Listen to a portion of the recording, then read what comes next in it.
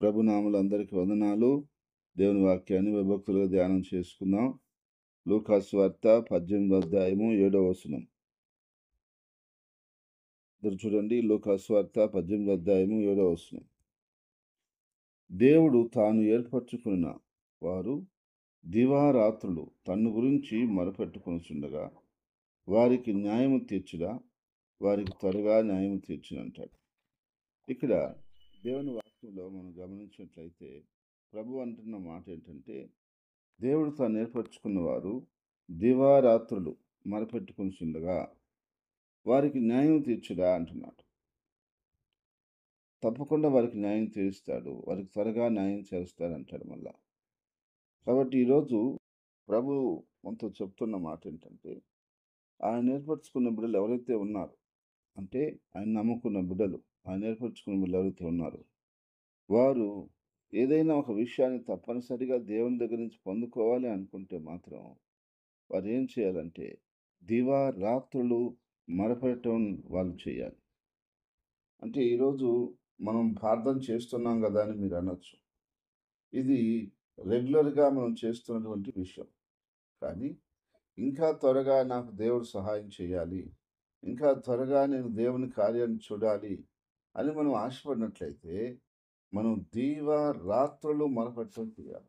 అంటే రాత్రి పగులు మనకు సమయం గడిచిన కొలది మనం ఎక్కువగా దాని మీద ఫోకస్ పెట్టి, దాని మీద శ్రద్ధ పెట్టి, దానికి ఎక్కువ సమయం అర్చించి దివారాత్రులు మనము దానికోసం మొదలుపెట్టాలి. ఉదాహరణకు ఆరోగ్యం అనుకోండి, ఆరోగ్యం కోసం ఎక్కువ మొదలుపెట్టాలి. ఉదాహరణకు అప్పులు బాధలు ఉన్నాయనుకోండి, అప్పుల బాధల కొరకు ఎక్కువ సమయం నువ్వు మొదలుపెట్టాలా. ఎప్పుడైతే నువ్వు అలా మొదలుపెడతావో, ఎప్పుడైతే ఆ విధంగా నువ్వు ప్రార్థన చేస్తావో, అప్పుడు త్వరగా దేవుడు కార్యం చేస్తాడు. కాబట్టి దేవుని వాక్యం అంటుంది, దివారాత్రులు నాకు మొరపెడితే వారికి నేను త్వరగా న్యాయము తీరుస్తానంటున్నాడు. దివారాత్రులు అంటే ఎక్కువ సమయం, అంటే రాత్రి పగుల్లో 24 గంటలు మనకు ఉంటాయి. ఇందులో ఎక్కువ సమయం దేవునికి మనం మొరపెట్టగలిగితే దేవుడు త్వరగా ఆయన కార్యము చేస్తాడట. త్వరగా అంటే మనం అనుకున్న దానికంటే ఇంకా త్వరగా దేవుని కార్యాన్ని మనం చూడగలుగుతాం. అందుకని నా ప్రియ సహోదరి సహోదరులారా, మనం అందరం కూడా చేయవలసిన పని ఏంటంటే, తప్పనిసరిగా మనం అందరమే ఏం చేయాలి అంటే దేవునికి మొరపెట్టాలి. ఎలా మొరపెట్టాలి అంటే రాత్రి పగులు మనం మొరపెట్టాలి. ఎప్పుడైతే రాత్రి పగులు ఎక్కువ సమయం తీసుకొని మనం మొరపెడతామో అప్పుడు మనం నిశ్చయంగా దేవుని కార్యాన్ని మనం చూడగలుగుతాం. అప్పుడు అందుకని బైబిల్ చెప్తా ఉంది, మనం దివారాత్రులు దేవునికి మొరపెట్టాలి. ఎప్పుడైతే దివారాత్రులు దేవునికి మొరపెడతామో అప్పుడు తొందరగా దేవుని కార్యాన్ని మనం చూడగలుగుతాం. అయితే ఈరోజు చాలామంది మొరపెట్టడం లేదని కాదు, ఖచ్చితంగా మొరపెడుతున్నారు, ప్రార్థన చేస్తున్నారు. కానీ ఇంకా ఎక్కువ మొరపెట్టాలని దేవుని వాక్యం మనకు ఇక్కడ సెలవిస్తూ ఉంది. మనం మొరపెట్టేది సరిపోలేదు, దివారాత్రులు నాకు ప్రార్థించాలి, నా గురించి వాళ్ళు ప్రార్థన చేయాలి. దివారాత్రులు వాళ్ళు నా గురించి ప్రార్థన చేస్తే నేను వారికి త్వరగా సహాయం చేస్తానని దేవుడు అంటున్నాడు. కాబట్టి ప్రియ సంగమా, దేవుని బిడ్డలారా, పరిశుద్ధులారా, మనందరం కూడా తెలుసుకోవాల్సిన విషయం ఏంటంటే, మన దేవుడు మంచివాడు, గొప్పవాడు. ఆయన మనం దివారాత్రులు ఆయనకు మొరపెడుతుంటే ఆయన తప్పకుండా మనకు సహాయం చేస్తాడు. అందుకని మీరు చేయవలసిన పని ఏంటంటే, మనకు పని అవ్వాలి అనుకుంటే, త్వరగా కార్యాన్ని చూడాలి అనుకుంటే, మన సమస్య ఏదో ఆ సమస్యను త్వరగా పరిష్కరించుకోవాలని అనుకుంటే ఖచ్చితంగా మనం చేయవలసిన పని ఏమిటి అంటే, మనం దివారాత్రులు దేవునికి మొరపెట్టాలి.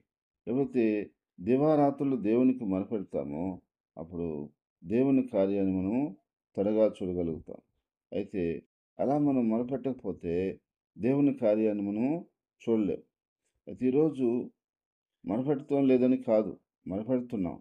కానీ ఎలా మొరపెడుతున్నాము, ఏ విధంగా మొరపెడుతున్నాము అనే విషయాన్ని ఒకసారి మనం ఆలోచన చేయాలి. అయితే అందుకని ప్రియ సంగమా, దేవుని బిడ్డలారా, పరిశుద్ధులారా, దేవుడు సెలవిస్తున్న మాటను బట్టి మనము ఖచ్చితంగా దేవునికి దివారాత్రులు అధిక సమయం మొరపెట్టినట్లయితే దేవుడు త్వరగా మన జీవితంలో ఆయన కార్యం చేసి, ఆయన సహాయం చేసి ఆశీర్వదించునుగాక. ఆమేన్. ప్రార్థన చేసుకుందాం.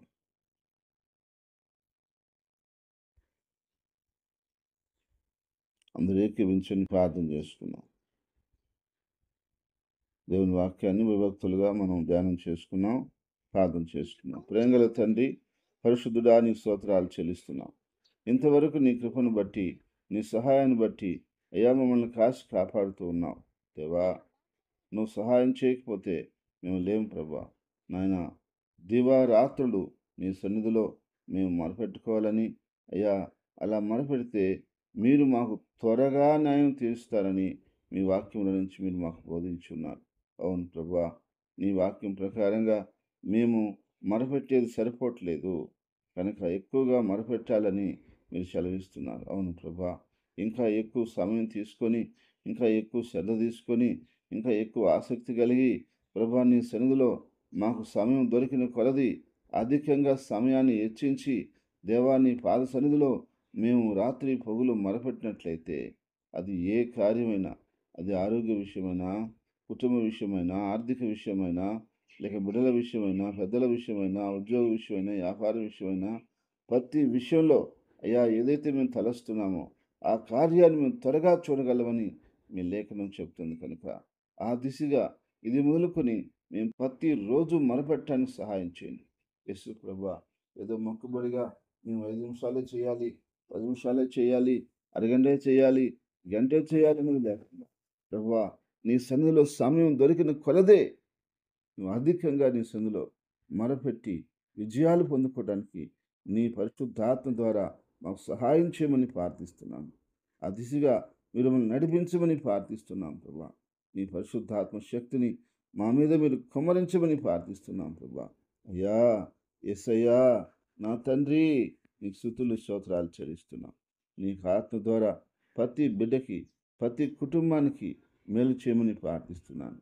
మంచి దేవుడివి, గొప్ప దేవుడివి నాయన. ఈ దినం నీ ప్రజలు వెళ్తున్న మార్గాల్లో, ప్రయాణాల్లో, అయ్యా నీ ప్రజలు చేయబోతున్న మంచి కార్యాల్లో అయ్యా అన్నింటిలో నువ్వు తోడుగా నడిపించమని ప్రార్థిస్తున్నాను.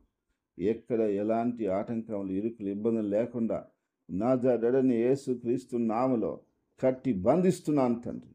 యేసు ప్రభువా, ప్రతి ఒక్క బిడ్డకు నువ్వు మార్గం సరళం చేయమని ప్రార్థిస్తున్నాను. దేవా, ఉద్యోగాల్లోనూ, వ్యాపారాల్లోనూ, అయ్యా చేతి పనుల్లోనూ, బిడ్డల చదువుల్లోనూ, రాకపోకలను అన్నింటిలో తండ్రి మా బిడ్డలను ఆశీర్వదించమని, సంఘాన్ని దీవించమని, బహుగా ప్రజలింప చేయమని ప్రార్థిస్తున్నాను. గురుడు సంఘం, నిలువు సంఘం, బ్రాంచ్ సంఘాలు, సార్వత్రిక సంఘము, ప్రతి సంఘమును కూడా జ్ఞాపకం చేసుకుని ఆస్వాదించమని ప్రార్థిస్తున్నాను. నీ ప్రజలను వరదలు చేయమని ప్రార్థిస్తున్నాను. దేవా, సరిహద్దులు విశాలపరచమని ప్రార్థిస్తున్నాను.